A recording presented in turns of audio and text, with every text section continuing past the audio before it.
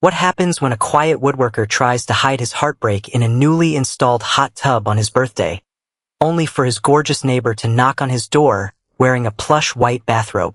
She looks at the single glass in his hand and nonchalantly declares, "You cannot soak in a hot tub alone." From a peaceful neighborly truce, his sister's chaotic confession, and the unexpected arrival of his ex ignite an unforgettable evening. Tonight, two guarded hearts must decide if they are brave enough to cross invisible lines, embrace real second chances, and fall hopelessly in love forever. Before we dive into this sweet, witty, and deeply moving story about love, healing, and having the courage to open your heart again, please take a moment to subscribe to our channel, tap the notification bell, and leave a comment below letting us know where in the world you are tuning in from today. Your support means everything to us and helps us share stories that remind us of the quiet power of real connection. Now let us begin. The first time Sabrina Bell knocked on my front door wearing a plush white bathrobe, I was standing one-legged on my back patio, trying to calibrate a newly installed hot tub while my mental stability hung by a thread thinner than dental floss. It was 6:43 p.m. on a sticky Friday evening in late June. The fading summer sun stretched long, amber fingers across the wooden cedar fence dividing our twin-row houses, casting deep golden shadows across the patio slabs. The air smelled of damp earth, sweet clover, and distant charcoal grills. I was 25 years old, working as an independent custom cabinet maker. My days were spent inhaling sawdust, hand sanding walnut grain, and fitting custom brass hinges into place. At that precise moment, I stood barefoot on damp concrete slabs in a pair of faded gray swim trunks, holding a plastic cup of ginger ale like a glass of vintage champagne.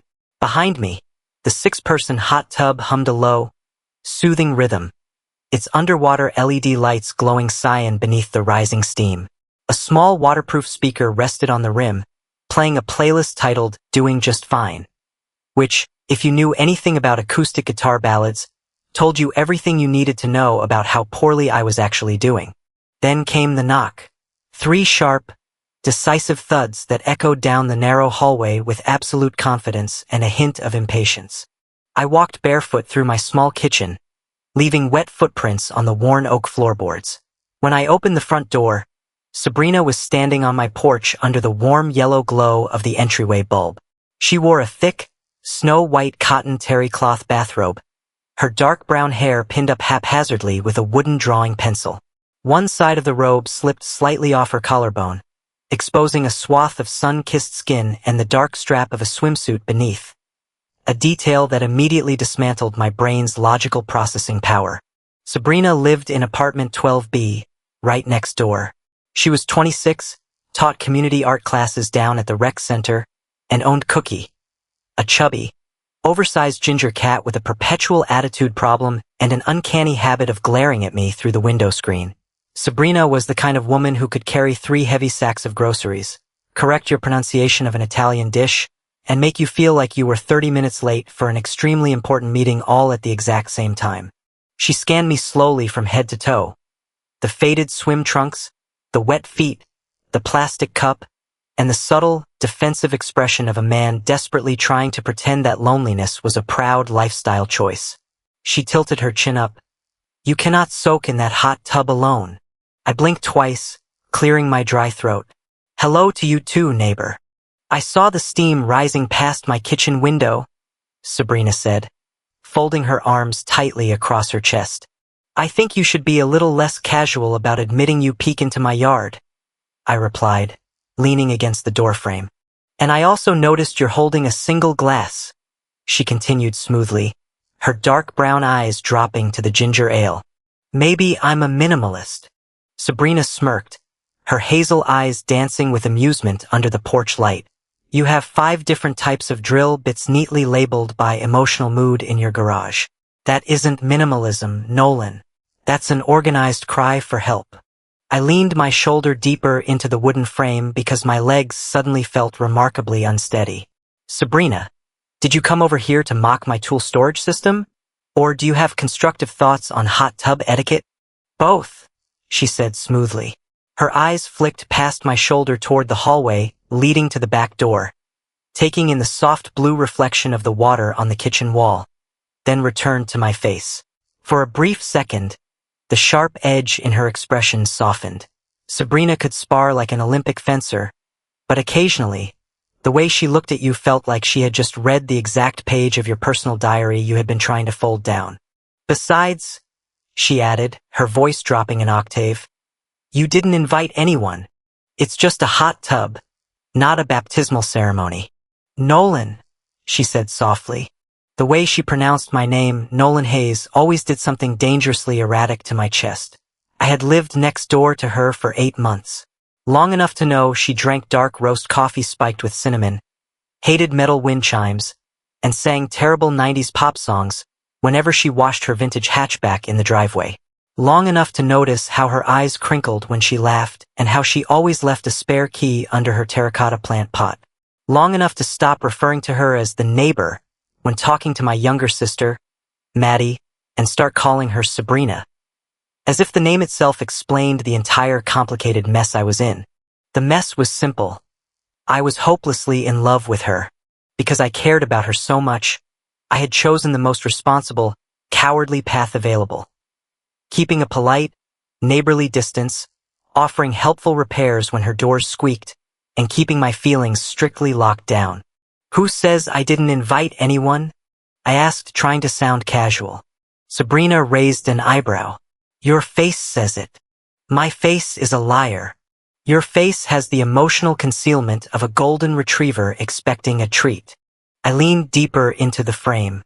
Maybe I just wanted a quiet evening. In a 6-person hot tub you've been rambling about installing since March? I never said 6 people. You did, she countered smoothly. Technically it's rated for 6, but only if nobody brings emotional baggage. That was a mechanical weight distribution joke. Sabrina folded her arms, the terry cloth shifting slightly over her shoulders. Then her teasing voice lost its sharp tone completely. It's your 25th birthday today, isn't it? My fingers tightened around the plastic cup. That was the real reason for the hot tub. On my birthday last year, my ex-fiancée Lauren had ended our 3-year relationship over an expensive dinner by stating she loved the idea of my stability more than she loved me. I had spent the last 12 months making myself useful to everyone around me while remaining emotionally untouchable, building cabinets and fixing broken things while my own house felt empty. How did you know?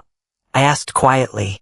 Your sister, Maddie, dropped off cupcakes this morning.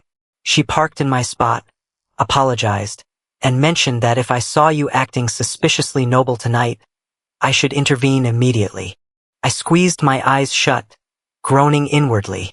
Maddie needs a time-consuming hobby. Sabrina smiled softly, stepping an inch closer. Were you really going to sit out there all by yourself? I looked past her shoulder. The summer air smelled of freshly cut grass, faint chlorine, and charcoal grills from down the street.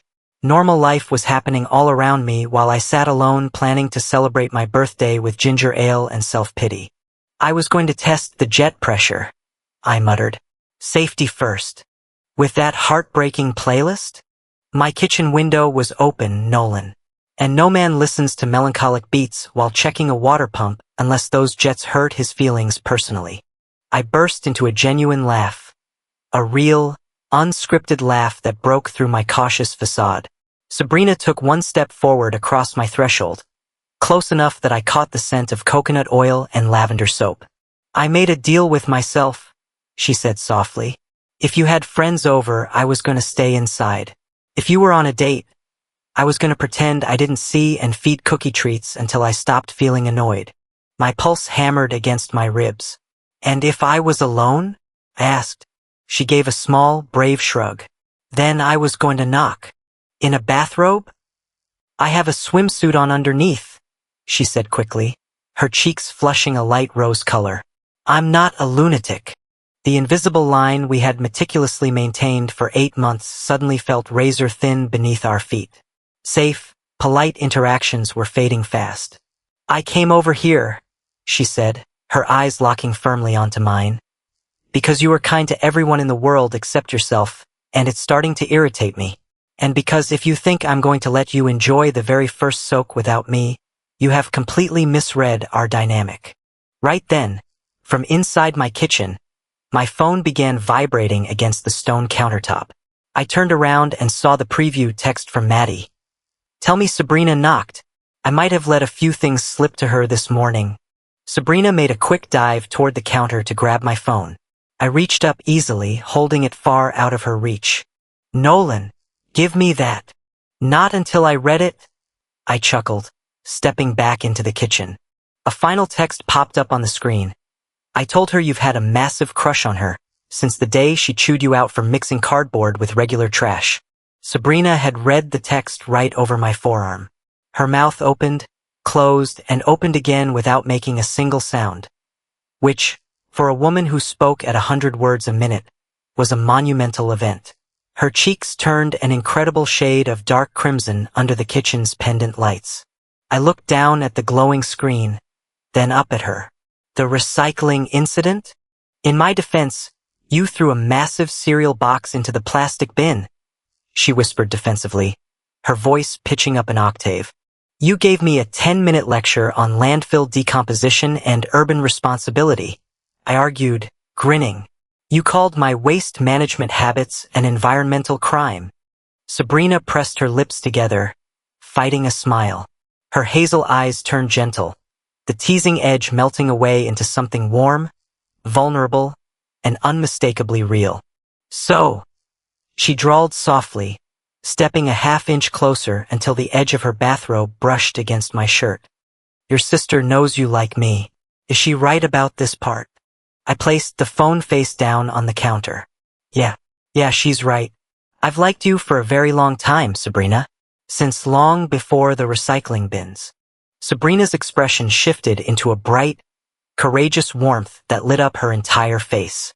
She let out a quiet breath she seemed to have been holding for 8 months. I wasn't going to say anything, I added softly, looking straight into her eyes. We live right next door. If I said something and you didn't feel the same, we'd have to do that awkward, polite wave at the mailboxes until our leases expired. I didn't want to make things weird for you. You thought knowing you liked me would make me uncomfortable? Without another word, she untied the belt of her bathrobe. Sabrina, what are you doing? I told you I had a swimsuit on, she said casually, draping the plush white robe over a kitchen chair, revealing a dark navy one-piece swimsuit that fitted her perfectly. She watched my eyes widen with absolute, quiet satisfaction. Where were we in your speech? I have forgotten every word in the English language. Shame. You were being wonderfully sweet, she said, stepping past me toward the open patio door, her bare feet silent on the floorboards. I followed her out to the patio. The evening air was cooling, making the steam rising from the blue water look like a thick white cloud hovering over the cedar deck. Sabrina stepped onto the wooden rim, dipping her feet into the bubbling water and letting out a long, contented sigh. Oh, that is criminally nice. She lowered herself fully into the water, settling into the far corner, the warm water swirling around her shoulders. She pushed a stray lock of hair behind her ear and looked at me expectantly, her eyes glittering under the outdoor string lights. Well, I set my cup on the patio table, stepped into the hot tub, and let the scalding water submerge my legs and waist. The underwater jets pounded against my lower back, releasing months of built-up physical tension. I let out a long, involuntary breath, leaning my head back against the rim. See? Everything is better with company. Sabrina smiled softly. Most things are, I admitted. So, since Maddie blew up your carefully constructed secrecy, are we going to pretend it didn't happen or talk about it? I vote for discussing only the least embarrassing parts. Deal, she said. I'll go first. I already knew. My heart skipped a beat. You knew. Nolan, you repair things around my house that aren't even broken whenever you get nervous. My porch light, my cabinet latch, my mailbox hinge. And my wind chime. That wind chime was an acoustic nightmare during thunderstorms. You replaced it with a tiny stained glass sun, she said softly, her voice dropping into a tender register. You said you remembered I liked yellow. Why didn't you say anything? Same reason as you, she admitted softly, tracing a small circle in the warm bubbles with her finger. We're neighbors. I didn't want to be the girl who made things weird if I misread your kindness. The water currents pushed her knees right next to mine beneath the surface, and neither of us pulled away. The warm contact felt like a silent promise. I'm glad you knocked, I said quietly, looking into her eyes. I almost didn't, she admitted softly, her teasing persona slipping away completely. Because you're a very easy man to like, Nolan, but you're a very hard man to reach. You're always too busy being completely fine. After Lauren left, I confessed, looking out toward the dark fence line.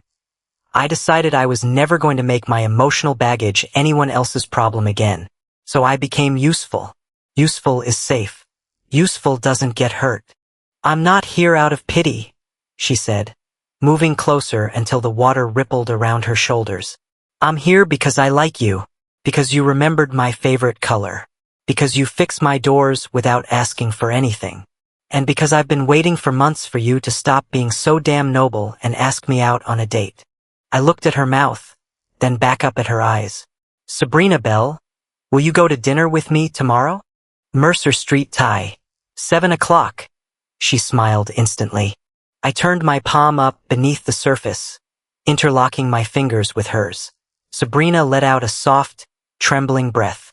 We sat there, hands clasped beneath the warm water, enveloped in steam and the quiet magic of a long-awaited beginning. Right at that exact moment, my phone inside the house began ringing loudly against the stone counter. I stepped out of the tub, wrapped a dry towel around my waist, and walked into the kitchen to check the phone. It wasn't Maddie calling back to gloat. The caller ID displayed, Lauren. A text preview popped up beneath the name. Happy birthday, Nolan. I'm standing outside your front gate. Can we talk for 5 minutes? A sudden stillness settled over me. Sabrina, watching through the glass door, noticed the change in my posture immediately. She stepped out of the tub, wrapping her white terry cloth robe around herself as she walked into the kitchen. Is that her? Yeah. Do you want me to leave? Sabrina asked, her voice calm but her hazel eyes searching mine for any sign of hesitation. No, I answered instantly, looking her straight in the eye. I mean, you can if you feel uncomfortable. But I don't want you to go. Sabrina's eyes softened completely. Good. Because I'd be offended if you kicked me out before the back jets finished working on my shoulder blades. The front doorbell chimed through the house. I typed a quick response on my phone. Now isn't a good time. The reply came back within seconds. Please, Nolan. Just 5 minutes. I brought something for you. A year ago, I would have rushed to open the door, managed her feelings, and absorbed the pain just to keep the peace. I would have put my own life on hold to make sure my ex didn't feel guilty. But tonight, looking at Sabrina standing in my kitchen with water dripping from her hair and my sister's cupcakes on the counter, I realized where my priorities lay. I put the phone down on the patio table. I'll go tell her I can't talk tonight. You don't have to do that just for me, Sabrina said gently, resting her hand on my forearm. I'm doing it because I don't owe Lauren my birthday anymore. I threw on a dry t-shirt over my swim trunks and walked down the hallway to the front door. Lauren stood under the porch light wearing a light blue summer dress, holding a small bakery box wrapped in ribbon. Her hair was styled perfectly, and she looked like a picture from a past life that no longer belonged in my present. Nolan. Can I come in? No. The word hung solidly between us in the cool night air. It was quiet, firm, and absolute. Lauren blinked, surprised by the boundary. I just wanted to bring you this, she said, holding up the small box. Red velvet. Your favorite. That was Maddie's favorite, I corrected gently. My favorite was always strawberry. Lauren's smile faltered slightly, her posture stiffening. I've been thinking about us, Nolan. I made a mistake. I shouldn't have walked away last year. A year ago, I would have seized those words like a lifeline. Tonight, I realized they didn't mean we belonged together. They just meant she was lonely. I'm seeing someone, I said clearly, my voice calm and absolute. Someone real. Lauren went still, reading the absolute certainty in my eyes. She looked past my shoulder toward the hallway where the faint reflection of hot tub steam glowed, then nodded slowly, realizing that the door she had closed a year ago was now locked forever. I wish you the best, Nolan. I wish you the best too, Lauren. I closed the door, letting go of the past completely. The heavy thud of the latch felt like a final, satisfying closure. When I walked back to the patio, I stepped into the hot tub and sat down right beside Sabrina, taking her hand. I told her I was seeing someone, I said. Sabrina reached out and placed her wet fingers gently over my lips. I liked that you chose what you wanted, she whispered, and I liked that it was me. It's always been you. Sabrina moved closer, her hands sliding up to the back of my neck, her fingers tangling in my damp hair. She didn't step back. She leaned in and kissed me first. A resolute, electric kiss that deepened as the warm jets surged around us. When we pulled back, her forehead rested against mine. Tomorrow night is still our official first date? I asked softly. Absolutely, she whispered. And tonight, the neighborly agreement is officially terminated forever. Saturday morning arrived with bright, unfiltered sunlight streaming through my kitchen window. I woke up at 8 a.m., feeling lighter than I had in years. I checked my phone and found a text from Maddie sent at 2 a.m. Did you break the neighborly agreement yet? Tell me everything. I typed back, permanently. Mind your own business. At 10:15 a.m., there was a light, familiar knock on my back patio door. I turned around to see Sabrina standing outside wearing denim shorts, a green t-shirt, and sneakers, holding 2 steaming coffee mugs. I opened the door. Good morning. Morning, neighbor. We both grinned awkwardly like teenagers on a porch. She held out a mug. Cinnamon latte. Less sugar, extra espresso. I took the mug, taking her hand in the process. We stood in my sunlit kitchen, holding hands in the sweet clarity of something brand new. There were no secrets, no lingering exes, and no defensive walls left between us. So, 7 o'clock at Mercer Street Thai? She asked, taking a sip of her coffee. I called them at 9 this morning, I admitted, grinning. We have the corner booth by the window. She laughed, her hazel eyes lighting up with genuine affection. You really don't mess around when you make a decision, do you? Not when it's important. At 6:55 p.m., I walked next door and knocked on apartment 12B. She opened the door wearing a floral summer dress that took my breath away. I held out a small paper bag containing a small stained glass sun for her kitchen window. Because I stole your wind chime, I said. Nolan, this is too sweet, she whispered, holding the glass up to the light. Our first official date was effortless. We ordered too much food, shared fried ice cream for dessert, and laughed until our cheeks hurt. We talked about her art classes, my cabinet shop plans, and how Cookie the cat was going to handle sharing her space with me. Outside the restaurant, evening settled over the city streets in shades of deep indigo. When we reached her apartment porch later that night, she turned to me under the yellow lamp. I'm going to kiss you now. I'm counting on it. She kissed me under the yellow porch light, her hand resting warmly against my cheek. When she pulled back, she whispered, Hot tub. You can't soak in that hot tub alone. I smiled. 10 minutes later, Sabrina emerged from my bathroom wearing my oversized gray t-shirt and gym shorts, her hair pinned up with a drafting pencil. You look like you belong here, I said quietly, watching her walk into the kitchen. She walked across the room, took my hand, and kissed my knuckles. Careful, Nolan Hayes. I might start believing you. That's the whole plan. 3 months later, she gave me a drawer in her dresser. By spring of the following year, we were 2 people with 2 front doors and 1 shared life flowing seamlessly between both spaces. Cookie the cat had officially decided my lap was his primary sleeping location during baseball games on TV. My cabinet shop was thriving, but my favorite project had been building a custom oak dining table for her apartment. One big enough to hold her art supplies and my blueprints at the same time.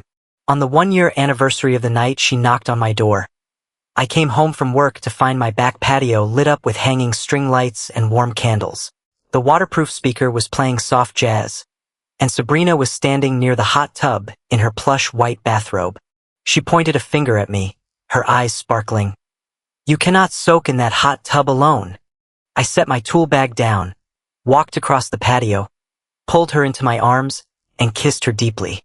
When we separated, I reached into my jacket pocket and pulled out a small brass key to my front door attached to a leather keychain. Sabrina held the key in her palm, her hazel eyes shining with tears of joy. "Nolan, no more knocking," I said softly. "It's your house too." Then she reached into her bathrobe pocket and pulled out a matching brass key for apartment 12B, sliding it into my hand. "Door opens both ways," she whispered, resting her cheek against my chest.